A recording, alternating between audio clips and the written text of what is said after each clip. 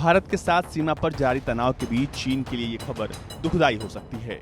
ये रूस और भारत के बीच संबंधों से जुड़ी है, जो चीन को कुछ ज्यादा ही चुभ सकती है, क्योंकि जिस तरह से भारत और चीन के बीच संबंधों में तनाव ने अपनी जगह बनाई है, उसके बाद चीन की निगाहें भारत के दूसरे देशों से बढ़ते संबंधों पर टिकी हुई हैं। और ये खबर भारत और रूस के बीच दोस्ती के रिश्तों में एक अच्छे बदलाव की गवाही देती है।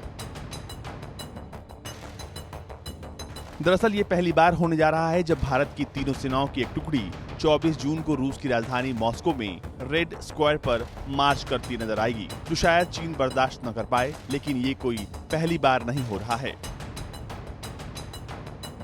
इससे पहले साल 2015 में भारतीय थल सेना ने इस सैन्य परेड में भाग लिया था और अब इस बार तीनों सेनाएं इस परेड में हिस्सा लेने वाली हैं। इस परेड के दौरान भारतीय सेनाएं अपनी शक्ति का प्रदर्शन करने वाली हैं और इससे रूस के साथ गहरे सैन्य संबंध रखने वाले चीन की चिंताएं बढ़ सकती हैं। रूस में इस परेड को जश्न के रूप में मनाया जाता है, जो 1945 में नाजी जर्मनी के आत्मसमर्पण के उपलक्ष्य में होता है और इस बार नाजियों पर विजय की 75वीं वर्षगांठ है, जिसमें कई देशों के राष्ट्राध्यक्षों को आमंत्रित किया गया था। प्रधानमंत्री मोदी को भी पिछले साल व्लादिवोस्तोक में मुलाकात के दौरान रूस के राष्ट्रपति व्लादिमीर पुतिन ने इस जश्न में शामिल होने का न्योता दिया था, लेकिन कोरोना वायरस महामारी के कारण प्रधानमंत्री मोदी इस कार्यक्रम में शामिल नहीं हो पाएंगे।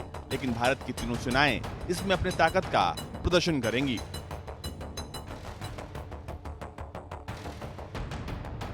प्रधानमंत्री नरेंद्र मोदी की मौजूदगी न होने पर भी भारत सरकार जल, थल और वायु सेनाओं के 75 से 80 जवानों को 19 जून को मॉस्को भेज रही है, जो परेड में हिस्सा लेने वाले हैं। भारत की टुकड़ी परेड में ग्रेट पैट्रियोटिक वॉर में भारतीय सैनिकों के योगदान का जिक्र करते हुए प्रदर्शन कर सकती है। फिलहाल परेड के विवरण पर काम जारी है।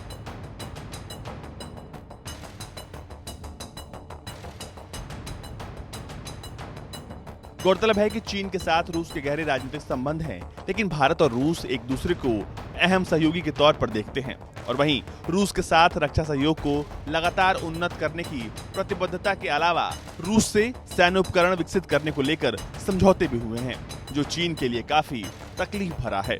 सीमा पर जारी तनाव के बीच चीन बिल्कुल नहीं चाहता कि भारत के संबंध अन्य देशों के साथ अच्छे बने रहें।